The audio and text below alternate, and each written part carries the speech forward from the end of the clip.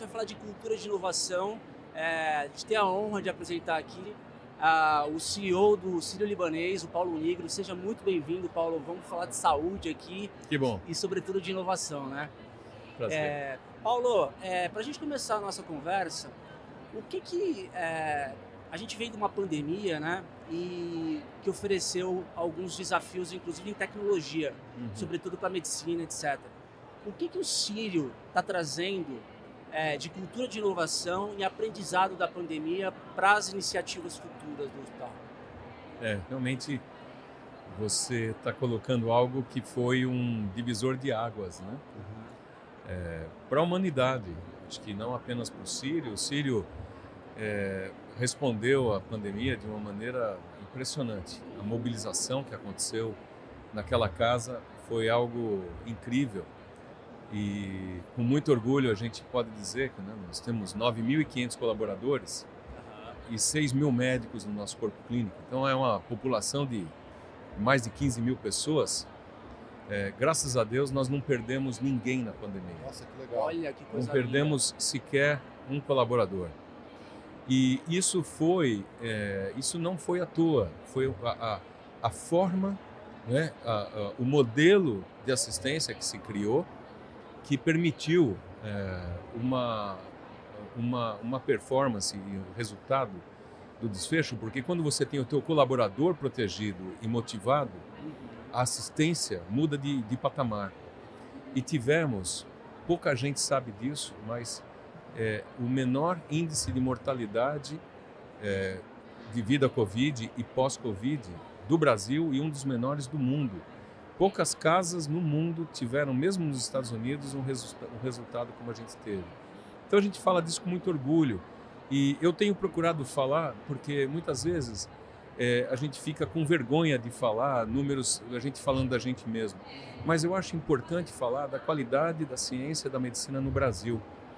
Isso foi muito motivado pela nossa área de pesquisa, né? Nós temos uma área de pesquisa e ensino, então a gente conseguiu reagir muito rápido, desenvolvendo testes, né? Nós desenvolvemos o nosso próprio PCR e a gente conseguiu, através de um atendimento fast track, identificar muito rápido quando o paciente tinha um grau maior de gravidade e já dava o endereçamento, o encaminhamento correto.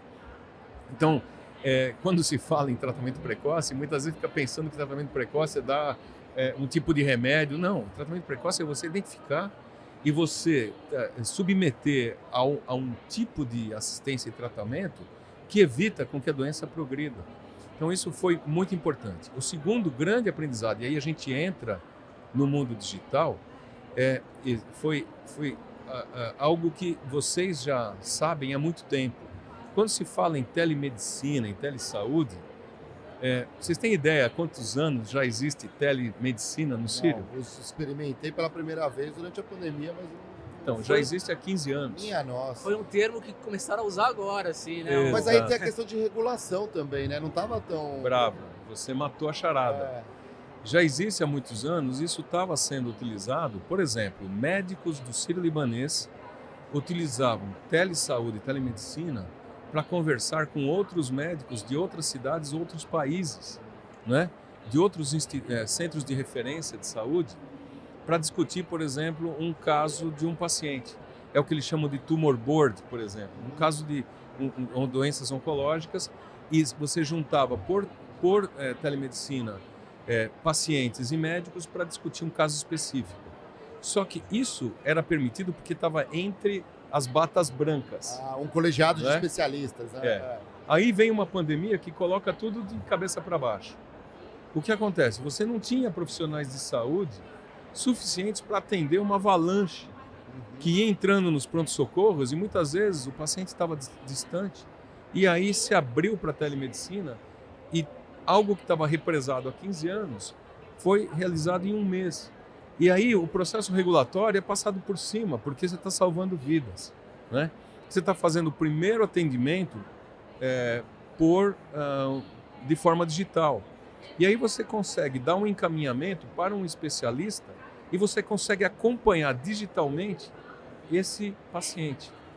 Isso daqui foi, na minha opinião, o maior exemplo de como o digital ele anda antes do regulatório. E assim a gente viu num monte de coisa. Para quem usa Uber, não foi assim? Aham. O Uber surgiu, um monte de gente brigando, querendo que aquilo não evoluísse, foi mais forte e aí depois acontece a regulamentação. Na saúde não foi diferente e não está sendo diferente, né? Você vê terapias que estão substituindo as terapias tradicionais para tratamento oncológico, que agora estão se tornando realidade. Por exemplo, o CAR T-cell. Você vai ouvir falar muito em CAR T-cell.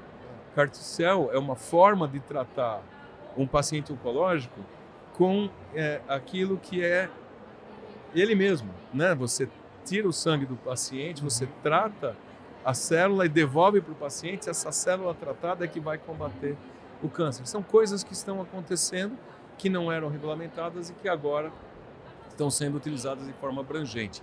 A própria plataforma que foi usada para a produção da vacina eram plataformas já conhecidas, que estavam sendo desenvolvidas para o tratamento do câncer.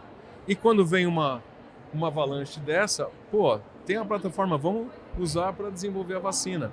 Nos processos, nos protocolos anteriores, isso não passaria. E a gente conseguiu fazer uma vacina em 8, 9 meses que salvou a humanidade. Vamos falar sério. Isso Não, mesmo. foi